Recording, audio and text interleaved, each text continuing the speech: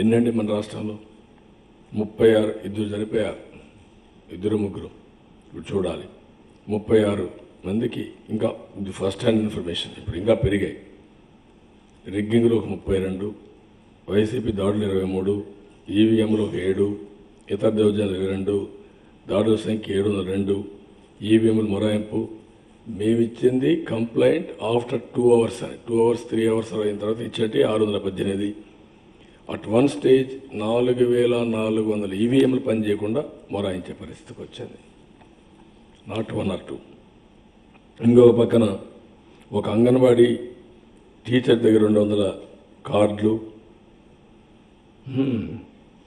ఇంకొక పక్కన ఒక దగ్గర కాదు, ఎవ్రీవేర్. ఒక ఎస్ఐ పైన దాడి, పిట్టువానిపాలెంలో ఎస్ఐ పైన దాడి, వినుగొండ, గుత్తి ఈవీఎంలని ధ్వంసం చేయడం,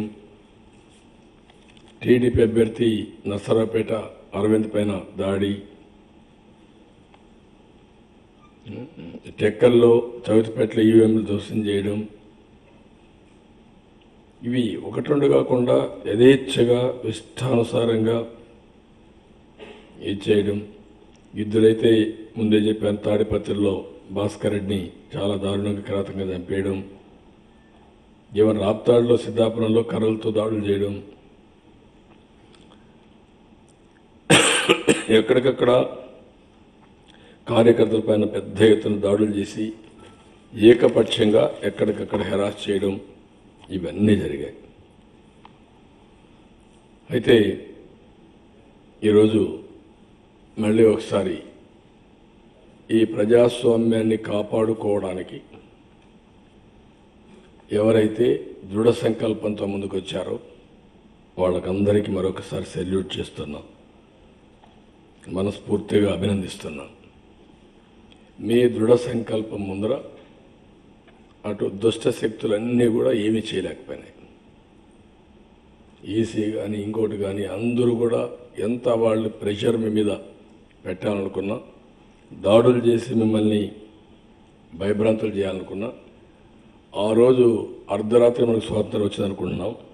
ఈసారి అర్ధరాత్రి దాటిన తర్వాత కూడా ప్రజాస్వామ్యాన్ని కాపాడడానికి పోలింగ్ బూత్ దగ్గర పడిగాపులు కాశారు. చిన్న పిల్లలను పట్టుకొని రాత్రి అంతా అక్కడ కూర్చొని మాకు భోజనం లేకపోయినా పర్వాలేదు, మేము ఓటేయాలి, ఓటేసిన తర్వాత ఇక్కడి నుంచి వెళ్తాం, క్వశ్చన్ లేదు, ఒకరోజు నేను త్యాగం చేస్తాం మా భవిష్యత్తు కోసమని ఒక్కరు కూడా వదిలిపెట్టకుండా ఉండే పరిస్థితికి వచ్చారు. 4583 బూతులు మొరాయించాయి. ఇది అఫిషియల్గా వచ్చిన ఇన్ఫర్మేషన్. ఇంకొక పక్కన ఆ ఈవీఎం డిప్యూటీ కమిషనర్ చెప్తాడు ఉమేష్ సిన్హా, ఈవీఎంల సమస్య ఏపీలో పెద్ద సమస్య కాదని.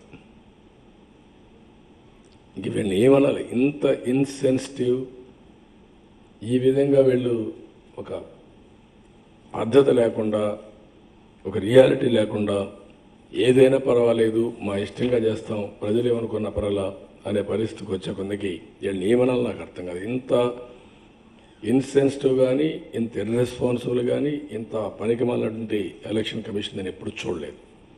యాజ్ ఎ సీనియర్ నాయకుడు I have to warn them. Country should know what is happening in this country.